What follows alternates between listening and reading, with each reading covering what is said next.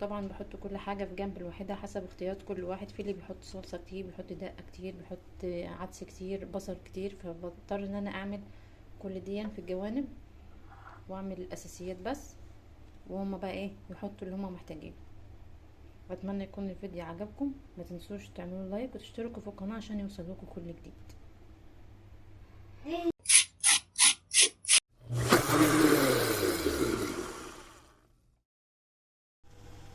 السلام عليكم ورحمه الله وبركاته. ازيكم يا حبايب قلبي؟ عاملين ايه النهارده هعمل لكم اكله. عامل غدا النهارده كشري مصري. انا لقيت عندي حبه مكرونه في كل كيس، لان انا متعوده لما بجيب الاكياس كيلو او حتى اللي هي الاكياس الصغيره بعمل كيسين واكسر كيس للكشري.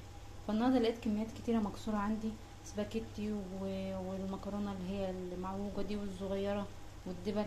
فلقيتها ايه كوكتيل كده حلو، فقلت خلاص نعمل النهارده كشري مصري. انا هنا غليت الميه،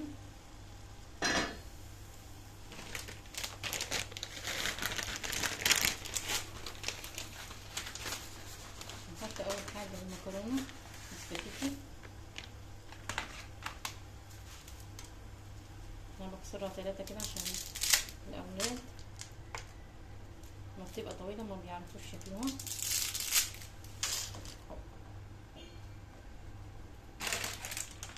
وبرده كنت جايبه الشرايط دي حلوه قوي المصريه، برضو كان بواقي عندي. كنت جايبه كيلو بعمله 3/4 وبسيب مثلا ربع زي ده كده بينفعني في الكشري المصري. مش هتضر زي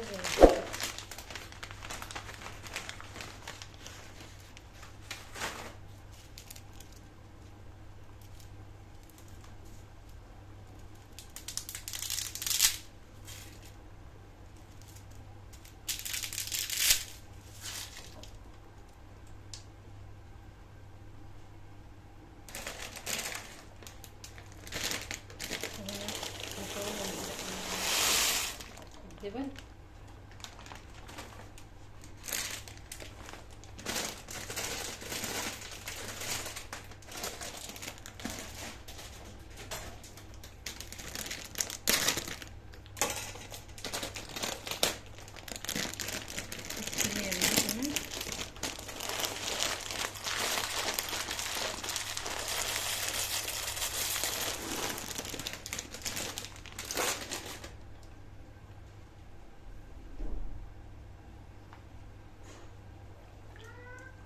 هسيبها بقى لما تتسلق وارجع لكم تاني.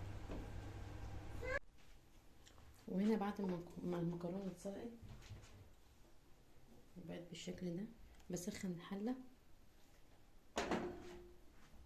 واحط عليها حبه زيت.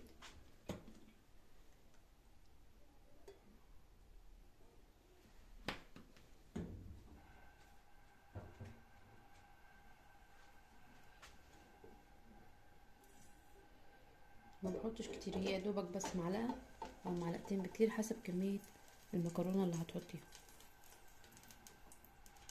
صفيها من ميتها خالص ونكبها تاخد تشويحه بس، بيبقى طعمها حلو قوي في الكشري المصري.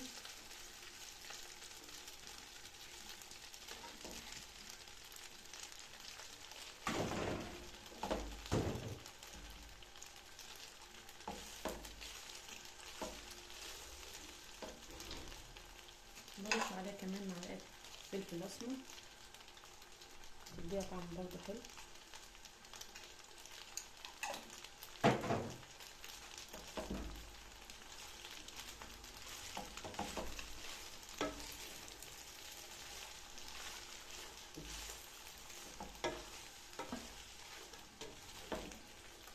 طبعا بتحط اي بواقي مكرونه عندك، مكرونه الاقلام، مكرونه سباكيتي، اي كميه بتعملي منها كده حله زي دي كده عشان الكشري المصري.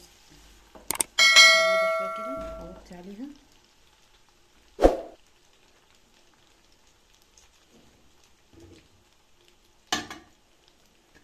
نسيبها لغايه ما تدفى.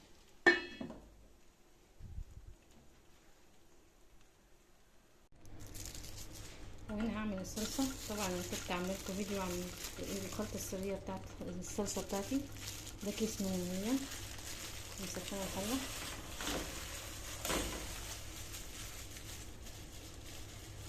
طبعا فيها كل حاجة زي ما قلت لكم، توابل وكله. هي دوبك بس تشيك وتاخد غلوة وخلاص.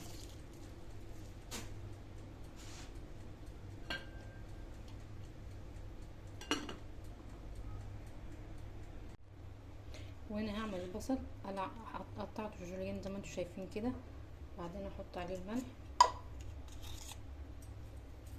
عشان يطلع مقرمش، وكمان يبقى ملح مظبوط.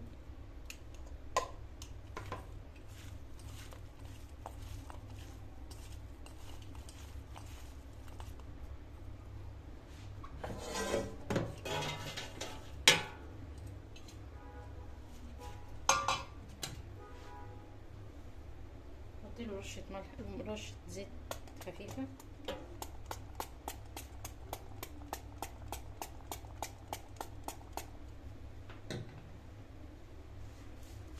بعدين ادخله في الكوباية.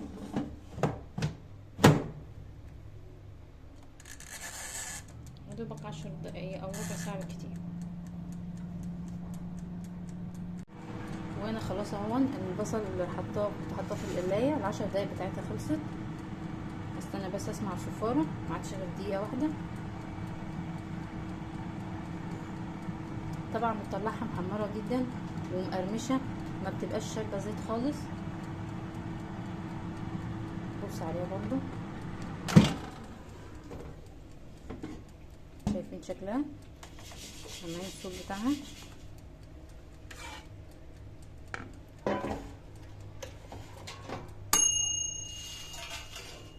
طبعا مش شرط تستني لغايه ما الصفاره تعمل، حسب ما انت عاوزه التحمير بتاعك يبقى عامل ازاي. يعني الوقت مش بيحكمك. سامعين؟ مفيهاش نقطه زيت خالص. في الاول كنت بحط مناديل عشان تشرب الزيت على ما اخلص بقيه الاكل. دلوقتي خلاص مش حاطه حاجه ومقرمشه زي ما انتم شايفين، وهتفضل مقرمشه لغايه ما نيجي ناكلها.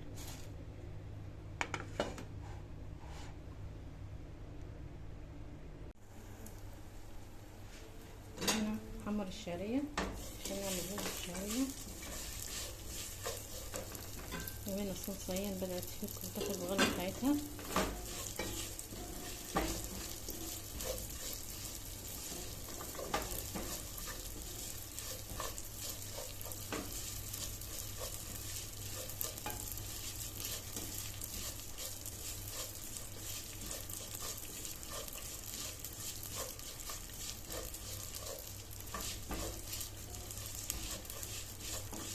اول ما تحمر اروح منزله عليها رز.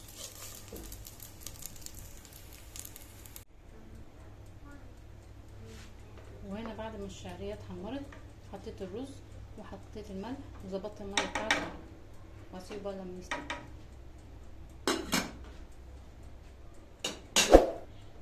وانا هنا كنت ناقعه العدس لغايه ما شرب ميته كده، زودت الميه وغيرتها. هسيبه برضه يستوي.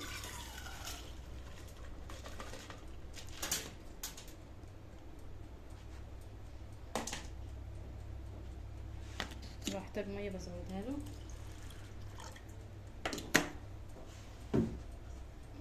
وحط له معلقه ملح.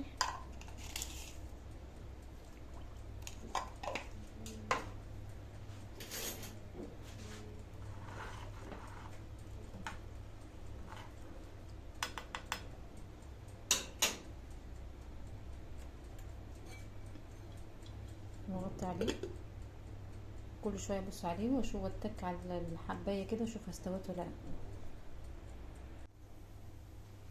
هنا بقى هعمل الدقه. حطيت معلقه توم من اللي انا مخزناها. كميه زيت برضه قليله.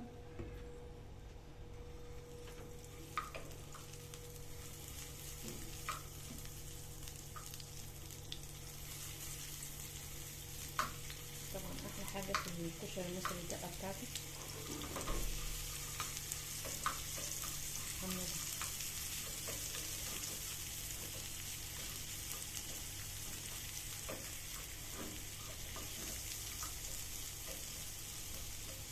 فورمه مع توم فلفل اخضر عشان لو احتجتها في اي طبخة تانية، مش شرط بس دي. ممكن اعمله للبرنجان، اعمله للبامية، للملوخية، دقة الملوخية. فبصراحة تخزينها حلو.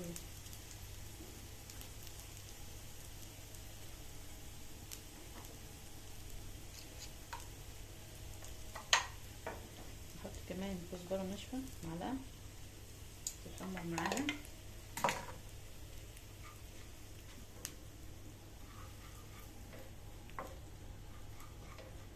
اول ما تاخد اللون الذهبي دي، اول ما كل الثوم يصفر خالص، بروح طافية عليها وحط الخل.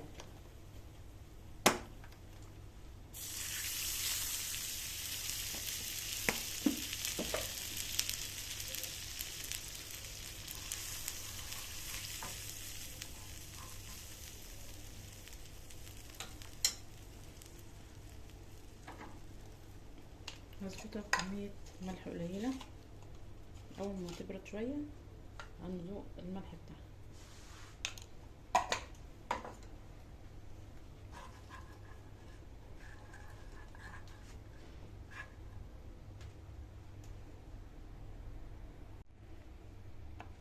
وكده الكشري بتاعي بعد ما خلص بحط الرز، بعدين المكرونه، وبعدين العدس والبصل على الوش. طبعا بحط كل حاجه في جنب الواحده حسب اختيارات كل واحد. في اللي بيحط صلصه كتير، بيحط دقه كتير، بيحط عدس كتير، بصل كتير. فبضطر ان انا اعمل كل دي في الجوانب واعمل الاساسيات بس، وهما بقى ايه يحطوا اللي هما محتاجينه.